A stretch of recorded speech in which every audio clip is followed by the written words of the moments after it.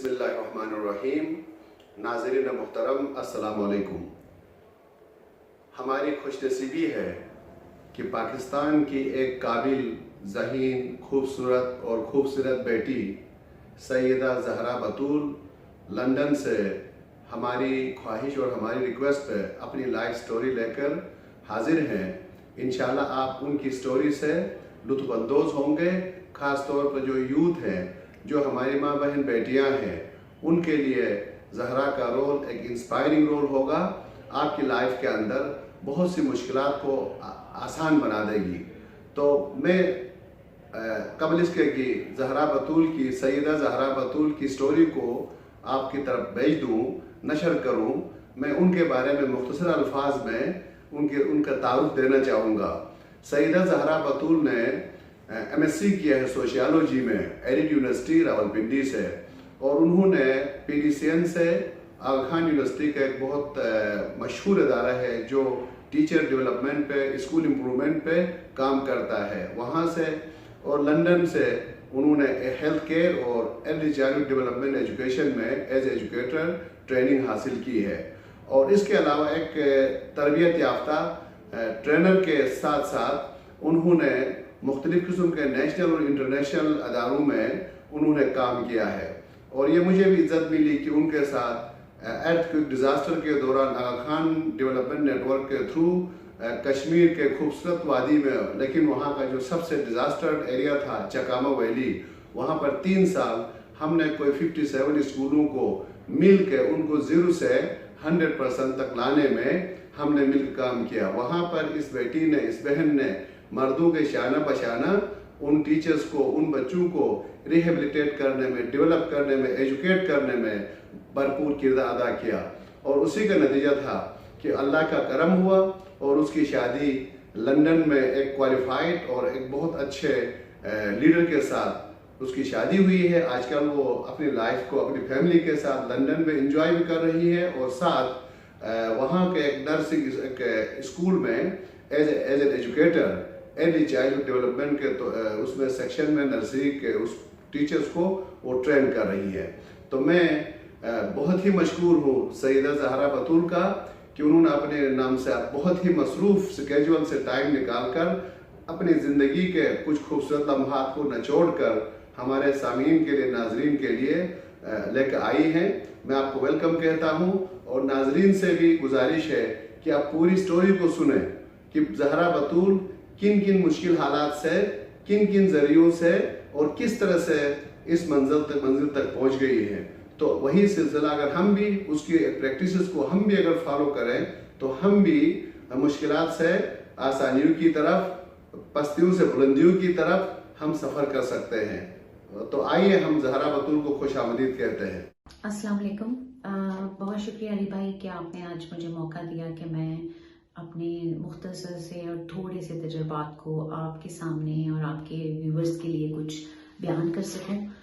اسی بہانے چلے کافی عرصے بعد میرا آپ سے اور آپ کے سارے پاکستان کے ان لوگوں سے جن کے ساتھ میں نے کام کیا ہے تو ایک کنیکشن بن جائے گا.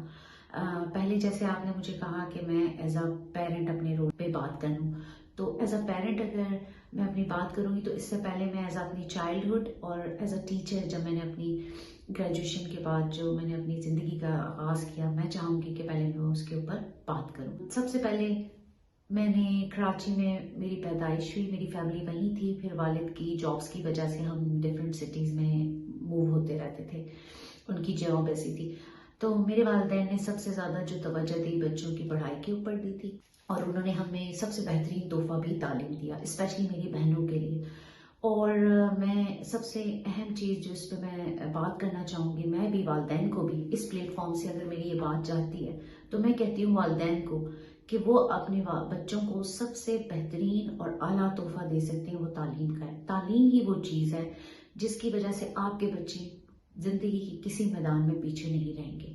آپ انہیں قارون کا خزانہ بھی دے دیں، لیکن اگر انہیں موجودہ حالات کے مطابق انہیں فیس کرنے کا، ان سے لڑنے کا طریقہ نہیں سکھائیں گے، لیٹسٹ ٹیکنالوجی، لیٹسٹ ریسرچ اور لیٹسٹ ایجوکیشن اگر ان کے پاس نہیں ہوگی تو وہ قارون کا خزانہ بھی ختم ہونے میں شاید کچھ دن بھی نہ لگے ان بچوں کے لیے. ان بچوں کو ہم نے تعلیم کے ذریعے اس قابل بنانا ہے کہ جو کچھ ان کے پاس ہے، جو ریسورسز ہیں، وہ ان کو ڈبل کیسے کر سکتے ہیں اور دوسرے لوگوں کو بھی ان سے کیسے استفادہ دیا جا سکتا ہے. اب ایز اے والدین سے پہلے میں as a role of teacher اپنے لیے میں آپ کو تھوڑا سا بتانا چاہوں گی کہ میں نے ماسٹرز کرنے کے بعد ایک ادارے میں کام سٹارٹ کیا، اور اس سے پہلے جب میں نے یونیورسٹی جوائن کی اسی زمانے میں ایز اے ٹیچر ایک اکیڈمی میں کام کرنا شروع کر دیا تھا. اور اس میں میری یہ کوشش تھی کہ میں اپنی یونیورسٹی کے اخراجات اپنے والد سے نہ لوں، کیونکہ میرے والد ایک مڈل کلاس آدمی تھے، میرے بہن بھائی تھے کافی، ان سب کی اچھی ایجوکیشن، ان کو اچھا زندگی کے بنیادی اچھا کھانا، اچھی ایجوکیشن، ان سب کے لیے وہ آلریڈی بہت محنت کر رہے تھے. تو ایز اے وومن اور ایز اے ڈاٹر میں چاہتی تھی کہ ٹھیک ہے، انہوں نے بڑی میری مدد کی، میری سپورٹ کی، مجھے یونیورسٹی تک اس قابل بنایا، میں پہنچی اپنے بلبوتے پر. تو پھر اس سے یونیورسٹی صبح میں کلاسز لیتی تھی، شام کو میں ایک اکیڈمی میں پڑھاتی تھی. مجھے یاد ہے کہ اس اکیڈمی کی میری پہلی تنخواہ 800 روپیہ تھی. یہ میں 2002 کی بات آپ کو بتا رہی ہوں. 2004 میں نے ماسٹرز کمپلیٹ کیا. اس کے فوراً بعد مجھے ایک ادارے میں کام ملا. میں نے ماسٹرز سوشیولوجی میں کیا. اس کے بعد میری ایک یونیورسٹی فرینڈ کے ساتھ میں نے بہاڑی میں ایک ادارے کے ساتھ ایز اے ٹیچر ٹرینر کام سٹارٹ کیا. اس سے پہلے میں نے کچھ کورسز کیے، کچھ ورک شاپس اٹینڈ کی کہ ڈفرینٹ علاقوں میں جا کے جو ہمارے دیہاتی علاقوں میں پرائمری سکولز ہیں ان کی ہم کیسے مدد کر سکتے ہیں. ان کو مدد کرنے سے پہلے میں نے خود اپنے آپ کو اس قابل بنایا کہ میں لیٹسٹ جو بھی ٹیچنگ میتھڈالوجیز آ رہی ہیں، ٹیچنگ کے نئے نئے طریقے آ رہے ہیں، اور ایسے انوائرمنٹ جس میں کوئی چیز بھی موجود نہیں ہے، تو ہم استاد کی کیسے مدد کر سکتے ہیں کہ وہ اس ماحول کو اچھا، اٹریکٹیو اور بچوں کے لیے ایسا بنائے کہ بچہ دوستانہ ماحول میں آ کے اپنی تعلیم جاری رکھ سکے. اس کے لیے پھر میں نے اپنا کام کا آغاز وہاڑی سے کیا. وہاں بھی بہت اچھے لوگ تھے. وہاں مجھے وہاڑی کے تقریباً 30-35 پرائمری اسکولوں میں کام کرنے کا موقع ملا مختلف ٹیچرز کے ساتھ. وقت گزرتا رہا. وہاڑی سے بہاولپور، ملتان، اس کے بعد پھر ہم لوگوں نے کراچی، مختلف سٹیز میں ہم نے مختلف اساتذہ کے ساتھ کام کیا. جو دیہات کے علاقے ہیں وہاں آپ لوگوں کو پتہ ہے کہ بہت ہی دیہی علاقوں میں کوئی ریسورسز نہیں ہے، ٹیچرز کے پاس اتنی زیادہ سہولیات نہیں ہیں کہ وہ بچوں کے لیے کچھ زیادہ کر سکیں، اور گورنمنٹ کی فنڈنگ بھی اتنی زیادہ نہیں ہوتی. والدین کے پاس بھی جو ذریعہ معاش ہے جس میں وہ بامشکل اپنے بچوں کی روٹی اور بنیادی ضروریات پوری کر سکتے ہیں.